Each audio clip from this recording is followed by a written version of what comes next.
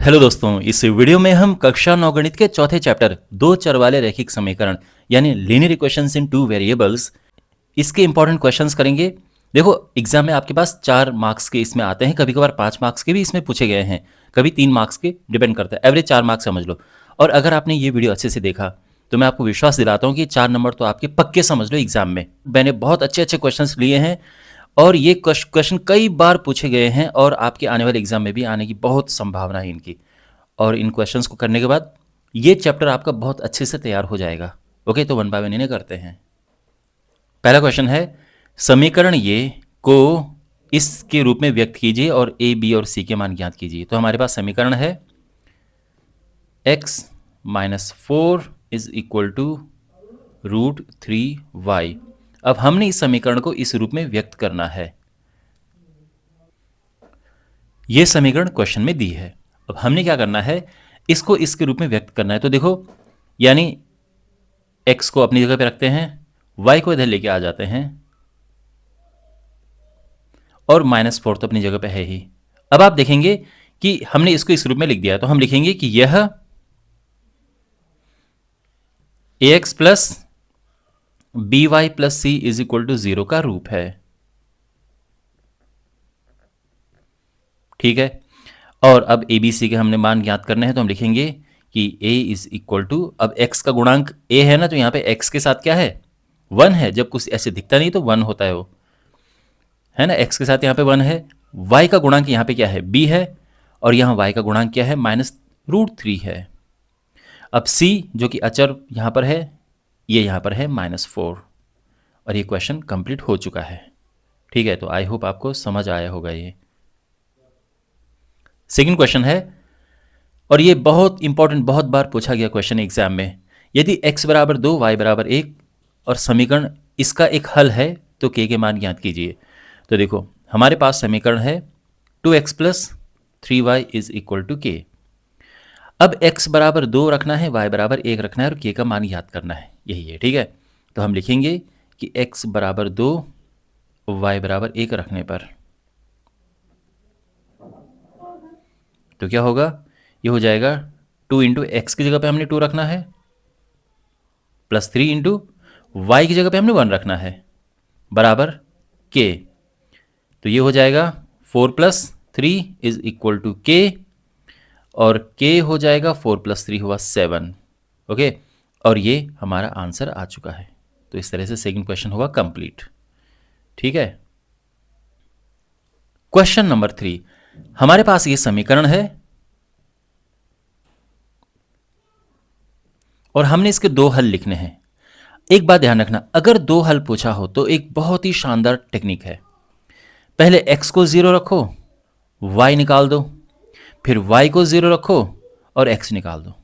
सबसे सही तरीका है ये। तो यहां पर हम वही करेंगे कि x बराबर 0 रखेंगे हम रखने पर। तो ये होगा क्या, 4 into 0 plus 3y is equal to 12, और 4 इंटू 0 हुआ 0 plus 3y is equal to 12। तो यानी 3y है 12 और यहाँ से y आ जाएगा 12/3 यानी 4। तो y आ चुका है। तो इसीलिए x बराबर 0 और y बराबर 4 इसका एक हल है। अब दूसरा हल देखो इसका। अब हम y बराबर 0 रखेंगे, तो y बराबर 0 रखने पर तो यहां पर y 0 रखेंगे, क्या होगा, 4x प्लस 3 इंटू वाई 0 है बराबर 12।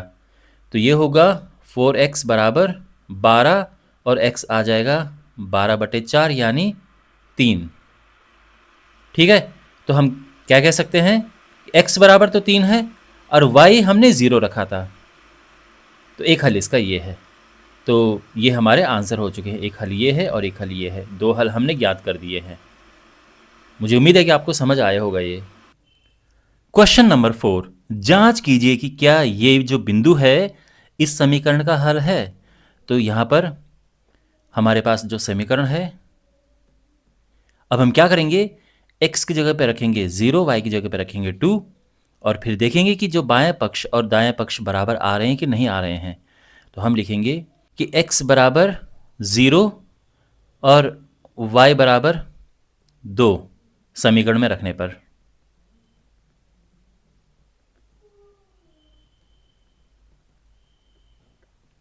तो ये यहाँ पर रखेंगे तो क्या होगा, देखो x की जगह पे 0 माइनस y की जगह पे हमने 2 रखना है, ठीक है ये, और 0 minus 4 is equal to 4, minus 4 is equal to 4।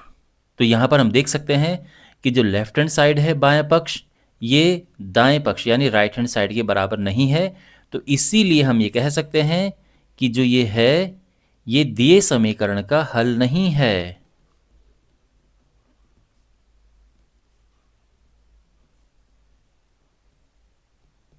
अगर ये बराबर आता तो समीकरण का हल होता, लेकिन ये बराबर नहीं आ रहा है, इसलिए ये जो बिंदु है ये समीकरण का हल नहीं है।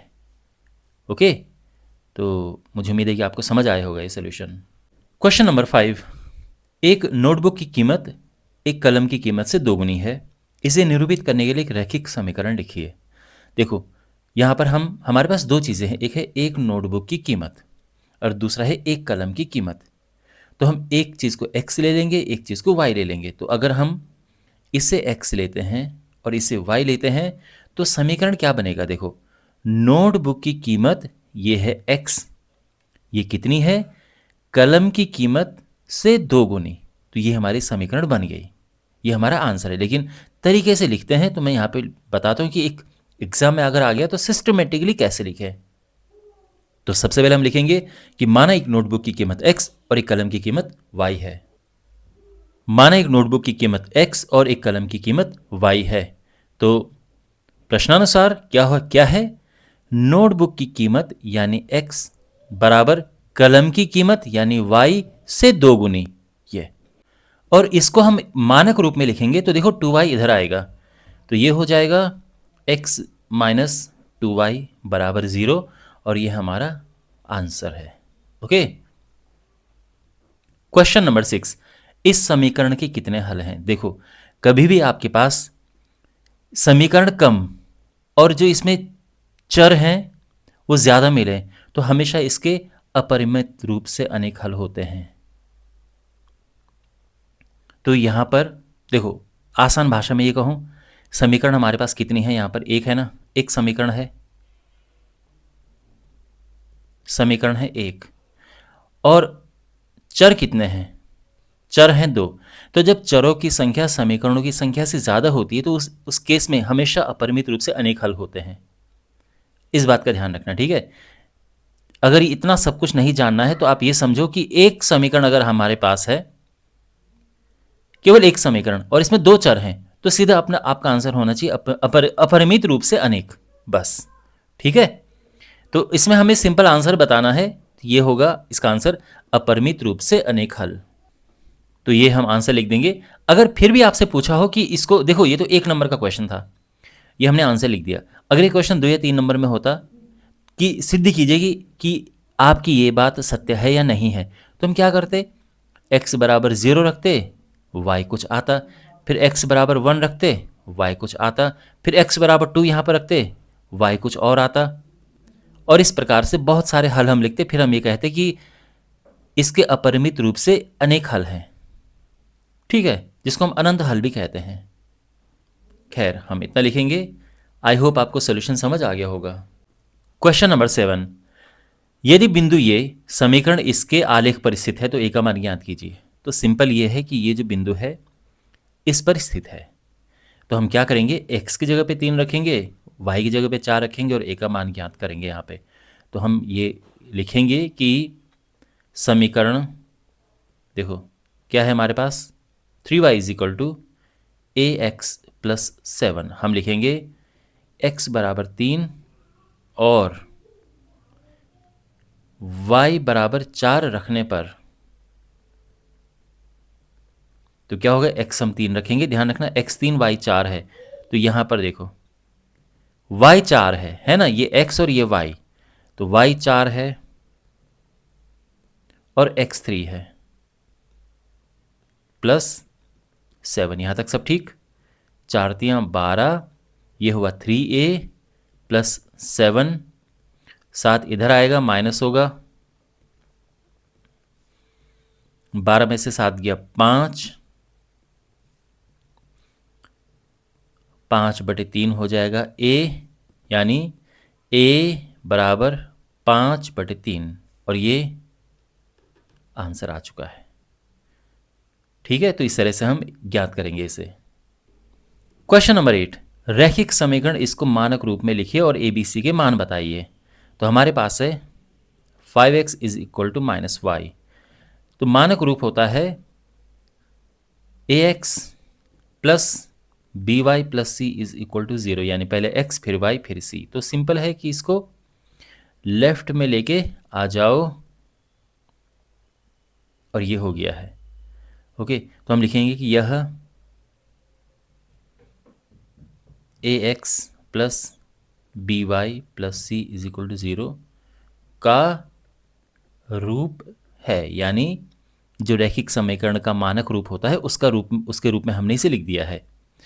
अब a बराबर क्या होगा, तो x का गुणांक a यहाँ पर क्या है 5, b y का गुणांक यहाँ पर क्या है 1, और c अब अचर पद तो यहाँ पे है नहीं, तो उसको हम लिख देंगे 0, और ये आंसर हमारे आ चुके हैं। ठीक है। क्वेश्चन नंबर 9 इंपॉर्टेंट क्वेश्चन है, ध्यान रखना। उस बिंदु के निर्देशांक ज्ञात कीजिए जहां समीकरण ये x अक्ष को काटता है। तो आप ये ध्यान रखना कि x अक्ष पर क्या होता है। देखो समीकरण क्या है हमारे पास, 2x plus 3y is equal to 6। ठीक है, x अक्ष पर क्या होता है, x अक्ष पर होता है y बराबर 0। x अक्ष पर y 0 होता है, y अक्ष पर x 0 होता है, इसका ध्यान रखना। तो y बराबर 0 है, तो हम इसमें y बराबर 0 रखेंगे। तो इसीलिए 2x प्लस 3y की जगह पे हमने 0 रखना है, और ये हो जाएगा 2x प्लस 0, यानी 2x बराबर 6, और x आ जाएगा 2 नीचे जाएगा 6/2, और ये 3 आ गया है, तो x 3 आ गया है। ओके, और इसीलिए बिंदु के निर्देशांक क्या होंगे,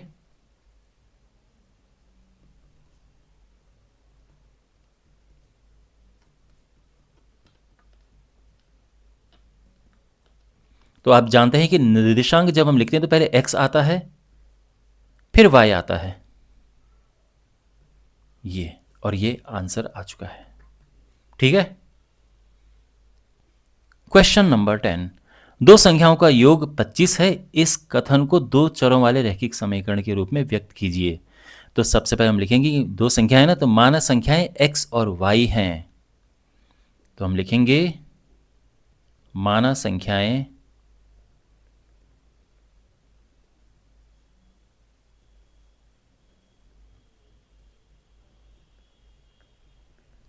x और y हैं। अब इनका योग 25 है, तो संख्याओं का योग दिया है क्वेश्चन में,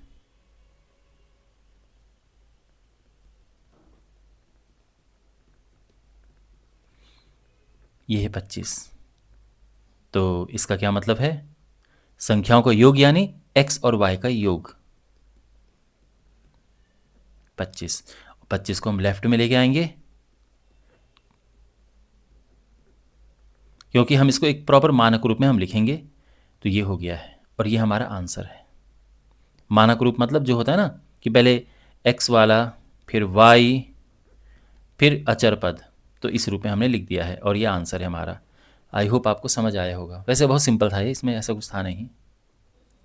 क्वेश्चन नंबर 11, यदि x ये और y ये है तो समीकरण इसका हल है। ठीक है, x और y समीकरण इसका हल है, तो k का मान ज्ञात कीजिए। तो यानी हमने क्या करना है, x बराबर ये हमने यहाँ रखना है, y बराबर ये k हमने यहाँ पे रखना है, और फिर k आ जाएगा।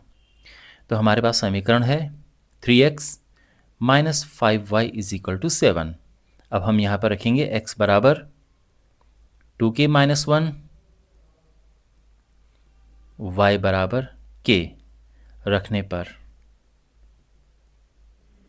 तो क्या होगा, x की जगह पे हमने a रखना है, 2k-1, y की जगह पे हमने k रखना है। तो क्या होगा, सिंप्लीफाई करेंगे हम, 3 दूनी 6x -3 -5k is equal to 7। 6k में से 5k k 6k में से 5k गया तो 1k बचा, 3 उधर जाएगा तो माइनस का प्लस हो जाएगा, और इस तरह से k आ चुका है 10 और ये हमारा आंसर है। ओके। क्वेश्चन नंबर 12, बिंदु 2 14 से गुजरने वाली रेखा का दो चरों में एक रैखिक समीकरण लिखिए। तो हमने एक रैखिक समीकरण लिखना है जिसमें x बराबर 2 और y बराबर 14 हो। तो ऐसा हमने रखना है। तो अब ये हम कुछ भी लिख सकते हैं, इसके अनंत आंसर आ सकते हैं, ये ध्यान में रखना। तो कैसे रखेंगे हम? तो बहुत से तरीके हैं। इसको एक काम करो, x plus Y is equal to कुछ ले लो, फिर 2x plus Y is equal to कुछ ले लो, फिर x minus Y is equal to कुछ भी हो सकता है। अब देखो, ध्यान से देखो, मान लो कि आपने सोच लिया कि मैं x प्लस वाई करके लिखूंगा। तो x क्या है? 2 है, y क्या है? 14 है, इनको प्लस करके क्या आएगा? 16 आएगा ना। तो ये यहाँ पे लिख दो 16, ये आ गया आंसर। अगर आपका मन है कि आप इस तरह से लिखो तो आप क्या करो, x की जगह पर रखना है 2, y की जगह पर रखना है 14, और अब 4 दूने 8, 14 और 4 18, ये हो गया। समझ रहे हो? तो ये भी समीकरण है। तो मैं आपको एक तरीका बताता हूँ, आप एक काम करो, सब सही है। देखो, इसके अनंत आंसर आ सकते हैं, ये बात ध्यान में रखना आप। क्योंकि देखो, जैसे एक बिंदु ये है, अब एक बिंदु से आप जानते हैं कि ये भी रेखा यहाँ से जाती है, ये भी यहाँ से जाती है, ये भी यहाँ से जाती है, ये भी जाती है, अनंत जा सकती है ना। तो इसीलिए इसके अनंत आंसर हो सकते हैं, वही मैं कह रहा हूं। तो आप यहां पर लिखो कि x प्लस वाई बराबर k लिख दो, c लिख दो, कुछ लिख दो, k लिख देते हैं। चलो, अब x की जगह पे रखो 2 और y की जगह पे रखो 14। रखने पर तो क्या होगा, 2 रखो, y 14 रखो, इससे k आ जाएगा। अब k को रखो वापस इसमें, तो इसीलिए x प्लस वाई बराबर 16 एक समीकरण है। अब आप ये कहोगे कि x प्लस वाई बराबर k ही क्यों लिखा हमने? तो कुछ भी लिख दो, आप 2x plus Y is equal to k लिख दो, आप 2x प्लस 3y लिख दो, कुछ भी करके लिख दो, पर ये वर्ग मत लगा देना बस इसमें। एक मिनट, पर इसमें ऐसे वर्ग मत लगा देना बस, क्योंकि हमने इसको रैखिक समीकरण रखना है। ओके। और ये अगर आपको ये रखना है तो ऐसा रख सकते हो, x हम रखेंगे 2, y 14, तो ये होगा 4 plus 14 is equal to k आ जाएगा 18। तो इसीलिए 2x प्लस वाई बराबर 18। तो चलो, यहाँ पर एक समीकरण पूछा है ना, अगर 2 समीकरण पूछे होते तो आप इस तरह से करते, एक ये और एक ये। ठीक है। क्वेश्चन नंबर 13, समीकरण इसके लिए x को y के पदों में व्यक्त कीजिए और जांचें कि क्या ये इसका एक हल है। देखो, सबसे पहले तो हमारे पास जो समीकरण है, इसमें y बाईं तरफ रखना है और बाकियों को दाईं तरफ रखना है। वही ये लिखा है कि y को x के पदों में व्यक्त कीजिए। तो हमने क्या करना है, देखो, माइनस वाई बराबर क्या होगा, ये इधर जाएगा और ये अपनी जगह पे है। इतना समझ गए आप? अब सबके यहाँ पे चिन्ह बदलो, या ये समझो माइनस उधर लेके जाओ, बात एक ही है। सबके चिन्ह बदलो, क्योंकि ये प्लस में रखना है ना, तो ये भी प्लस हो जाएगा और ये माइनस हो जाएगा। तो हमने चिन्ह बदल दिए हैं। ओके। तो हमने y को x के पदों में व्यक्त कर दिया है। अब एक आंसर तो ये है एक तरह से। अब हमने जांच करना है कि 3 2 इसका हल है कि नहीं है। तो हम क्या करेंगे, x बराबर 3 रखेंगे और y बराबर 2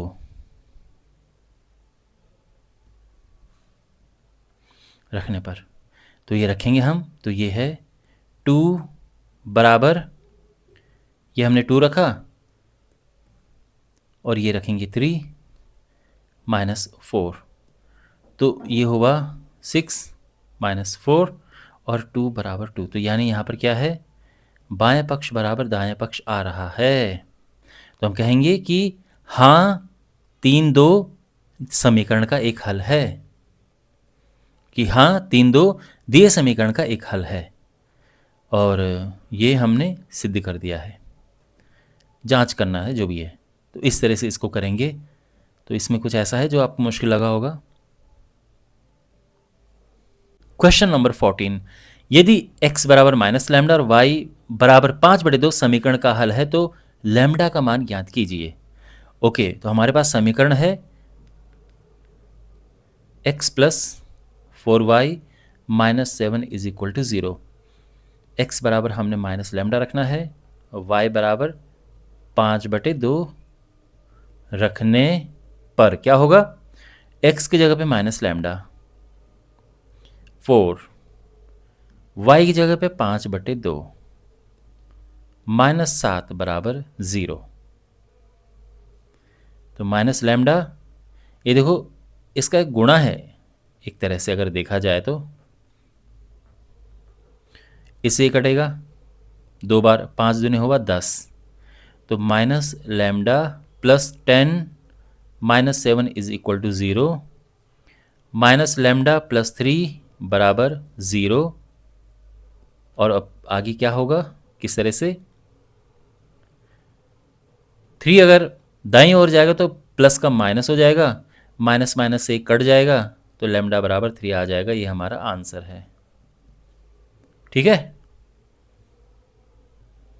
क्वेश्चन नंबर 15, इस तरह का क्वेश्चन हम कर चुके हैं। ये आपका होमवर्क है, आप आंसर कमेंट बॉक्स में लिखना। अगर आप इसका आंसर कमेंट बॉक्स में लिखता हो तो मैं समझ जाऊंगा कि आपने ये पूरा क्वेश्चन पेपर लास्ट तक देखा है। तो अपना आंसर कमेंट बॉक्स में लिखना, ओके। और इसी के साथ इस वीडियो का अंत होता है। मुझे उम्मीद है कि आपको ये वीडियो यूज़फुल लगा होगा और आपके एग्ज़ाम में इससे आपको काफ़ी हेल्प मिलेगी। मिलते हैं अगले वीडियो में। Take care.